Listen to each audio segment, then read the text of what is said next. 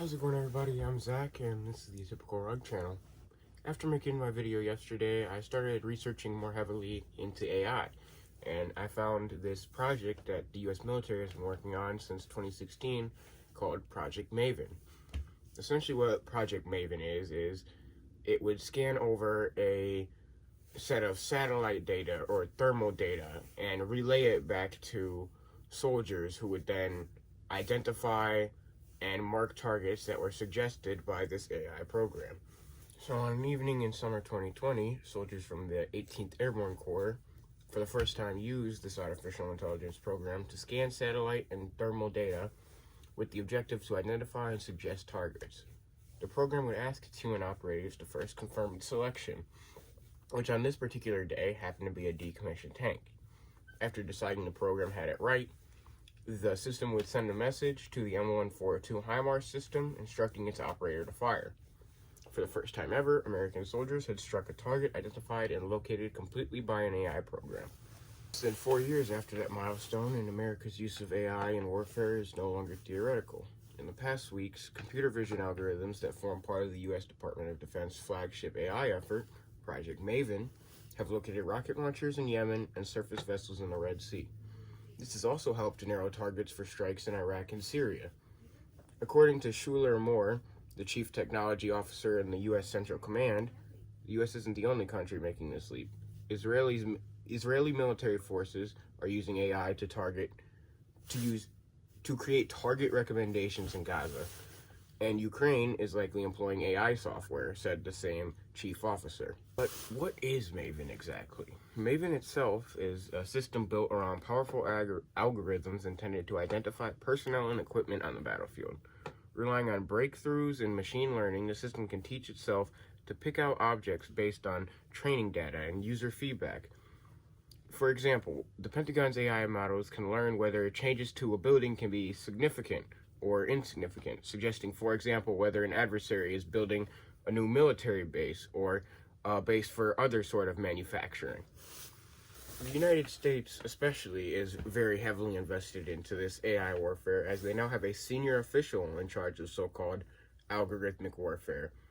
And they recently asked for a more than $3 billion grant for AI-related activities in its 2024 budget submission.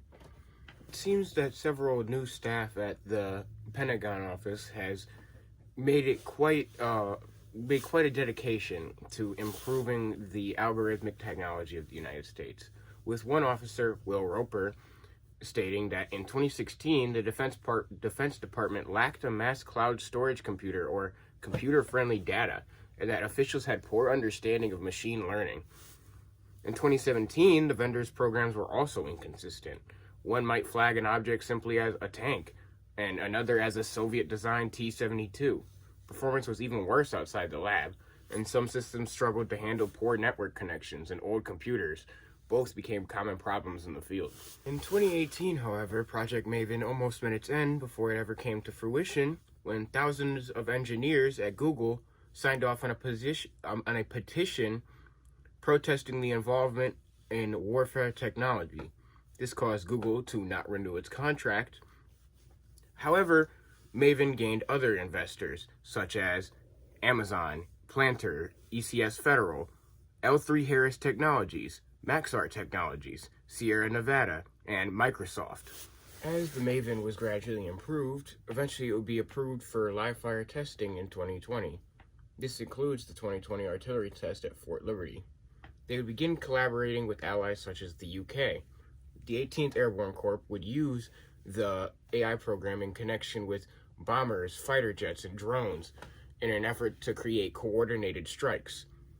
The MAVEN could now use data like thermal imagery and radar systems that could see through clouds in darkness and rain, as well as heat-detecting infrared sensors, allowing it to look for objects of interest such as engines or weapons emitting heat. It was also observed on several occasions that the MAVEN would use non-visual information to geolocate some targets by cross-referencing tags from electronic surveillance data and social media feeds. For example, the technology helped enable computers to occupy 4 of the 6 places in the 18th decision-making loop. Essentially, there are 6 like terminals that someone needs to pass through if I want to make a decision on the battlefield. But with this program, it allowed 4 of those to be completely automated. And O'Callahan, the senior commander, was stated saying it increased effectiveness to 80 targets per hour as compared to 30 targets per hour without. Try to throw an actual visual of what the interface of this program would look like, but essentially on the surface you would have yellow boundary boxes marked where the algorithms had identified ships on, say, the Gulf of Aden, or blue areas, and then you would have blue areas signified places that would be included on a no strike list, such as hospitals or schools.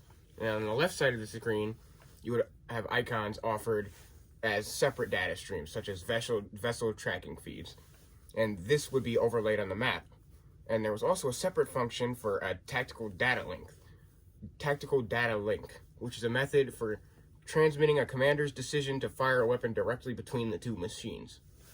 Now, this is just something I wanted to share with you guys because, in all, the U.S. military has more than 800 active AI projects with goals that include weapon processing and data sensors and possible resupply routes for ammunition that would incorporate AI.